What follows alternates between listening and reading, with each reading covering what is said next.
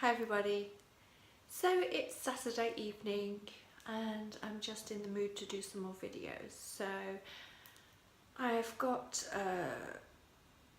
a movie on in the background which I love. It's one of my favourite movies and I've seen it before. I've got to stop moving because my camera's going to keep adjusting. Right, there you go. So I love this movie, but I just thought I'd anyway take the time whilst I'm just serene and relaxed to just talk about a few things really. My cat's coming. Hello. Yeah, so inspiration when I'm on a photo shoot. So the images that I'm going to pop now, I've put them stacked, like I call them the Barbie clones or the Rachel Barbie clones. Each outfit, same pose, different poses, same outfit. So basically the formula that I use, without giving my secrets away, is tried and tested. So basically I do the poses, literally I hit my marker on the floor. You've got across a marker for TV or studio photo shoots where you stand on your mark, and you have to know your lighting, which direction the light hits the face. You might have 3-point lighting or whatever. So without sounding too technical or without wanting to sound clever, as a model you just know where the light's going to hit your face, your hair and your body. And lighting the body is different to lighting the face. So when I worked with Edwin, it was just phenomenal.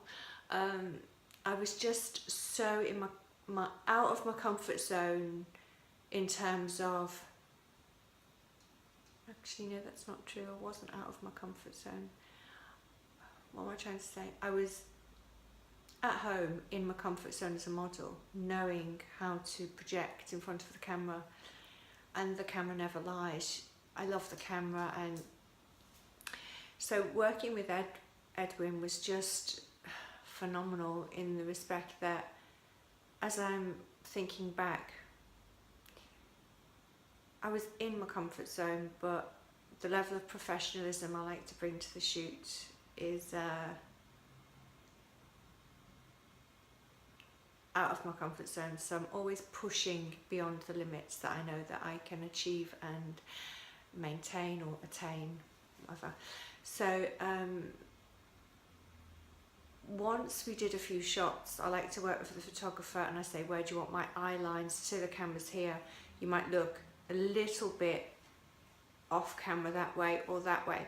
Now bearing in mind, because I did like acting training 8 years ago, not that I need to justify anything, but I know how to work a camera, and but you're always learning something new.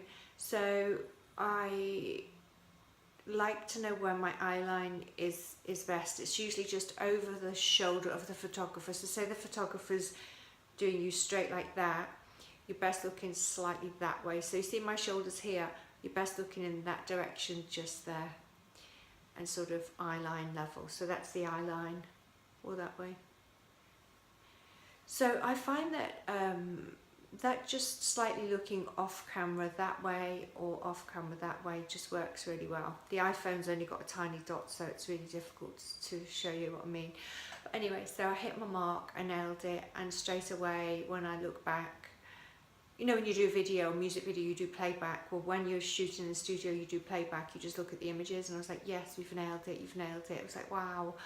You know, I did like a few poses and straight away, within like minutes, he nailed it. So 3 hours photo shoot for him to nail it every time. It was phenomenal. And I love Edwin Marcow so much as a photographer because I like his creative vision, and he just works so well with me in the studio. So he shares my vision, and it was just a collab, a brilliant collaboration of two artistic people, me as the model and Edwin as the photographer. But also so I just got a notification, somebody wishing me Merry Christmas from my YouTube. Anyway, so yeah, so that was awesome. And I plan at least 3 months ahead. I have a vision. I call it a download from the universe. So I have a vision of myself as a human Barbie, and I want to know what I'm going to shoot next. And I just keep getting these what I call downloads, creative, artistic ideas.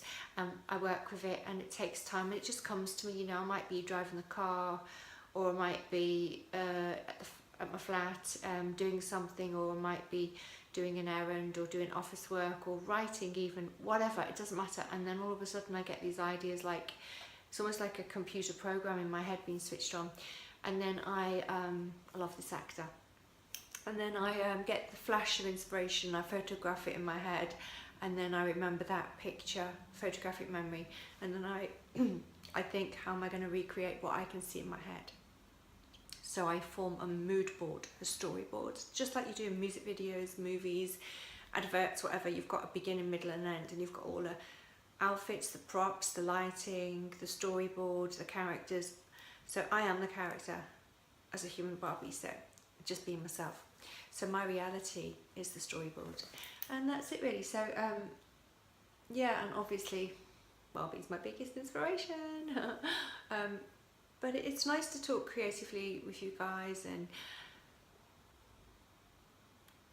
my vision is long term. It's not going to end as I get older. It's just going to keep growing and become a work in progress, being improved upon. So I feel the next book, my second book, is going to be the best one yet, because the more real you are, the more your life is your own reality, and the more authentic you are. And as a result of that switched on authenticity 24/7, I feel the camera can see it, the camera will pick it up, the camera will download the energy, those images, and people then will see it. So, and I hope to do more TV next year, fingers crossed, never say never, and who knows what's in the pipeline. So yeah, I'm a work in progress, and I just want to share that with you guys. And it's okay to believe in self-improvement and get what you want out of life and work towards it, you know. And basically you've just got to believe in yourself and go for your dreams. And when people tell you you can't do it, that's when you push harder and you fight harder, and you think two fingers to the naysayers who don't believe that you can do it. So yeah, it's not about proving everyone wrong. It's okay to go through that when you're trying to establish yourself. And I did when I was trying to establish my own identity. You think, I'll get them, I'll show them, but really you compete against yourself. So I compete against me. I am my competition. So other girls are not my competition, because you have to compete against yourself year upon year. And your journey, your beauty journey, your fitness journey, your life journey, you know, your dating journey, everything's got to be authentic. So you can never really go wrong doing that. And my mistakes and my flaws have been well documented in the press. So I've been in the media since my early 20s, on different sides of the camera, you know, but in my 30s, early 30s, when I was modelling after I had my son, it's a long story, I don't want to go there, but I struggled with my identity. So as you mature, you can age in reverse, and that doesn't necessarily mean like ironing out your wrinkles, which I do. It also means aging in your head in reverse. So the older you get, the younger you get. And I am very much like that. I'm like the Barbie Peter Panetta, if there is such a thing. I'm like aging in reverse, because my personality is like young. And whereas when I was in my early 20s, I dressed like a boy, thought I was very boyish. I felt like I was a boy, DNA in a woman's body, and I was feminine, but not in the way that I am now. So it was a different kind of phase that I went through. And during that time, I struggled to find my identity. So you can come into your own, you know, later in life, but I enjoyed that time. It was just very depressed and It's in my book and it's in the press anyway, what I was like in my 20s. But I've made mistakes, and my mistakes have been well documented, so I call it my reality. And it is, you know, in a way, before reality TV was around, I've been doing reality TV, MySpace, YouTube, and then all social media, and then online. I was internet famous when that was just growing. Long before social media, I was internet famous. So I've been in most of the magazines and newspapers, but also when the internet was starting, I was very well known. And then I had 10 years of all of that growing, and then it takes one or two TV shows in the last two to 3 years, and then people are like, I know her. So that's the fame, if you like, the celebrity status that I've got, because it's all hard work, and it's all to do with finding your true it's all about trying to find your true identity and your authentic self. So here we are, talking about my human Barbie image, because I've just decided to do more videos, which I do every sort of festive season, every Christmas, every December, January, because it's a time for hope, it's a time of reflection, and you know, new face, new opportunities, and you know, watch this space. So it's come up to 11 minutes now, and hopefully I've covered the key things, which was just to talk about the photo shoot, the inspiration that I get, and about my life really, and how, you know, I'm thinking at the moment and stuff.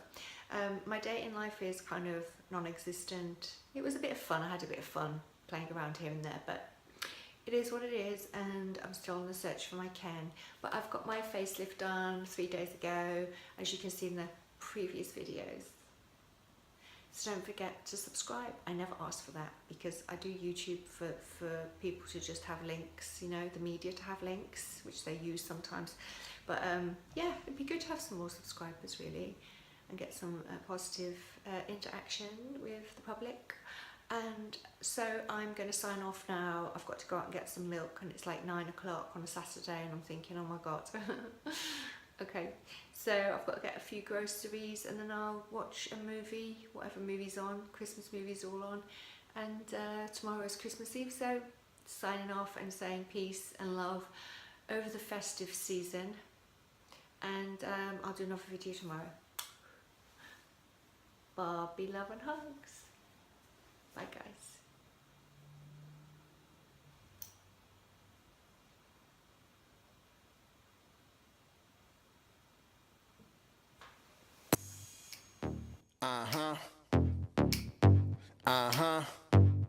Ow. Talk to him. I mean, sometimes you got people going against you, and you just gotta go above and beyond all that. Let's go. Straight up the top, just so you know, ain't no stopping us. Yeah, I see you been watching us. You could try, but you better off. I ain't a spectate from the audience. Why you hating from the bleachers? Cheerleaders is loving us. Grab a pom-pom, baby. Last year we was last place, this year we in first. We was hungry for the title, now we quenching our thirst. You was on your best behavior, yeah, we on our worst. Killing the competition, rolling around in a hearse. Life is like chess, except it ain't a game. Some pawns remain pawns, some pawns become kings. Think before you move, think 3 steps ahead. Peep game, protect queen. Some rooks get took, some knights get swiped, some bishops get slain. I'ma tell you like my homie told me, life is like chess, except it ain't a game. So when you gotta want it, you know my team want it. You know my team want it. You ain't no stopping us. Nah. Ain't no stopping us. Nah. Ain't no stopping us. And when you gotta want it, you know my team want it. You know my team want it. You ain't no stopping us. Nah. Ain't no stopping us. Nah. You know my team want it.